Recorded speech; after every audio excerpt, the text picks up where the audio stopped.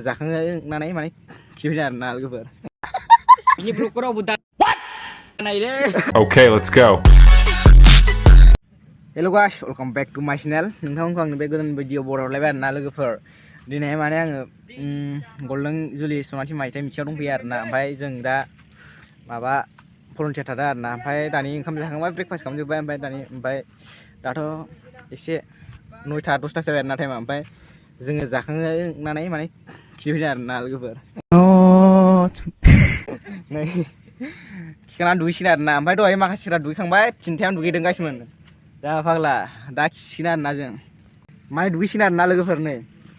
जाला माथो मोखांफ्रानो दुगैसिगोन नै गस्ला लंपेन्टफ्रा बिनि ब्लगफोरावबो दा नायलै क्या बोला तूने नुब्रासो आंगासिमोन बात तो सही है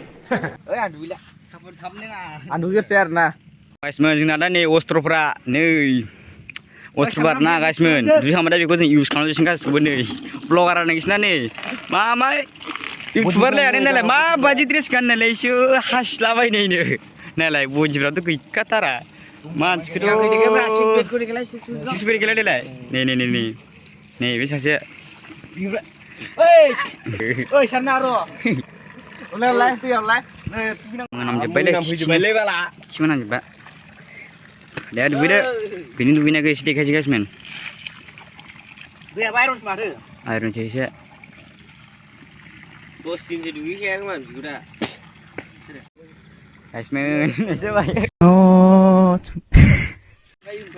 सलागोबर नैबे बिथांनि चेनेलखौ आरोना 1K थ' थांबाय थाबैनो 2K खालामना होदो आरोना लोगोफोर अननानै सेसाफोरला फैद' मारु हामालै बिदिखायनो गाइसमोन खिग्राखौ नाय नामा सिगां मादि ना खिग्राफ्रा नायबावदो हानि सिबाव आरो उनखै नायबावदो नै बिदिसो आरोना बेखायसो आरोना लासै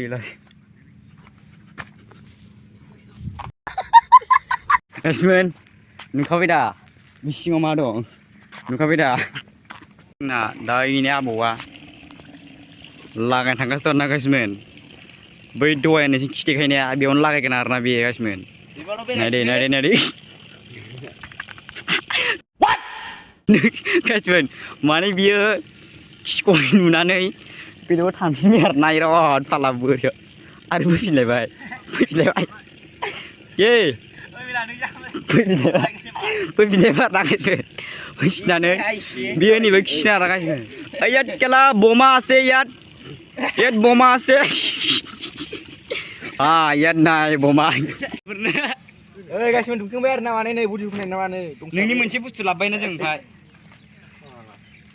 आरो इउटुबाव मोनहैबाय नोंबो जेब्ला बेखौ थुलाय मोजांनो खाथि नायफेरा बुदिखौ नै खाथियाव देखा जों गिदिर थु मोजांनो गैया बुदिया मा देखा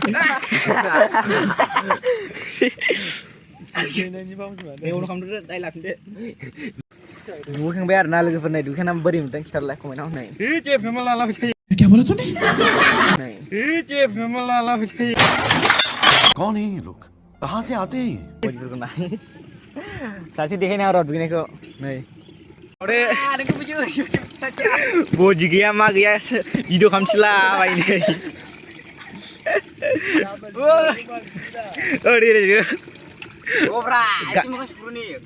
मोखां सुबावबाय बात हे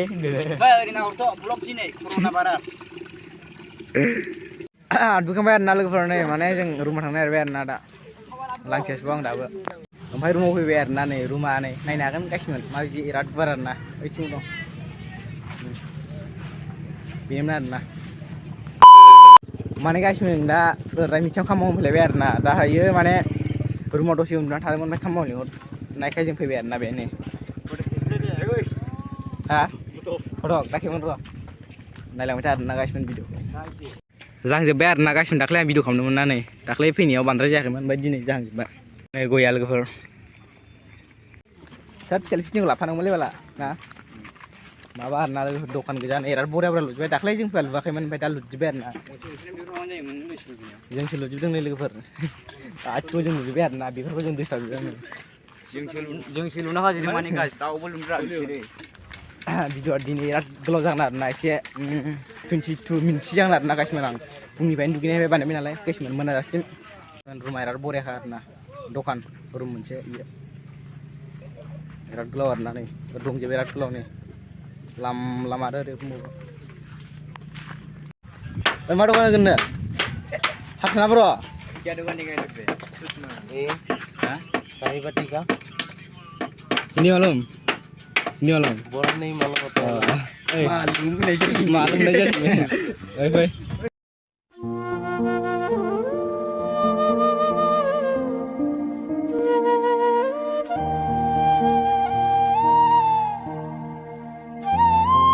guys हाजिरा मावग्राफ्रा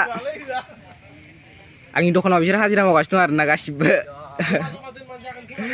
जमा दोनबानो जागोन आजामान गारनाल दोनलै आजामान खामानिखौ मावलागासिनो दं आरो बे खथा खथा सेस जिगाब सोनांदों आरोना नै सेस गासैयाव खथा खथा नै बिराद बुरजा सेस फुल सोजोब्बाय आरोना जों आं सोआखै माने ओरैजाय आं हाजिरा होदों आरोना गथ'फोरनो बक्सा नै लोगोफोर फुल आरोना बे फुलखा नै ओइथिं दं गोजौआव फुलखा आरोना आरो एफासेल' आरोना ओइखै दंबावो आरोबाव बेबायदि मोननै दंबावो ओइखै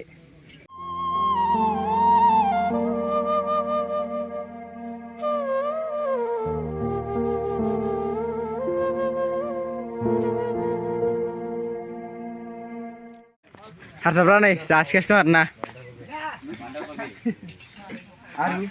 आरो कि আছে केला मा दखान होगोन बेयाव मा दखान होगोनलै बे हा बर' ना जाने हिन्दी मालूम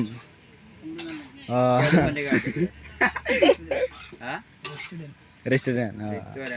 अच्छा संगासिनो आरोना सासेया नै थाबिस गिदिर होनानै आखायाव खाथि देखायनो नामा आसला थफ्ला लाबोजोबखाबाय आरोना फारि सेस लाबोजोबखाबाय नै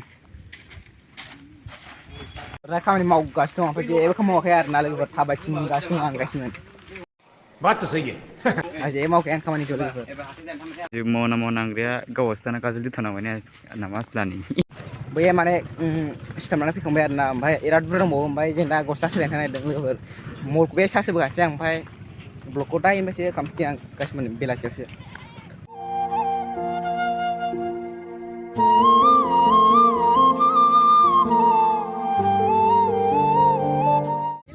गासिबो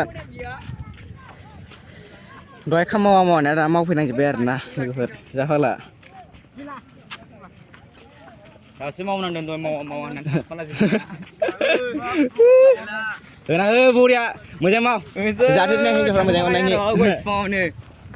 बैया जोंहा सि खस्थ' मावदों आलफिन जिगाब सोलाय मा सोलाय नै बेथ' नै लांफ्ला जोंहा माबाबाय आरोना हम ऑपरेशन टाइम में रेस्क्यू करता है लेकिन नॉर्मल टाइम में हम क्या करता है डिजास्टर का ऊपर मतलब अवेयरनेस करता है आज का जो प्रोग्राम है हमारा भाषा में इसको बहुत धन्यवाद अभी मैं इस तरह से एक साइड से रोल करना है जैसे अभी कर रहे हैं ऐसे क्या करना है इसको रोल करना है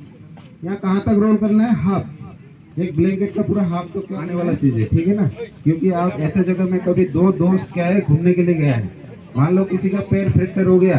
हाथ फ्रैक्चर हो गया चल नहीं पा रहे तो यहाँ पे भी ये वाला आपका लिफ्ट बहुत क्या होता है कारगर होता है जैसे मोबाइल भी हो सकता है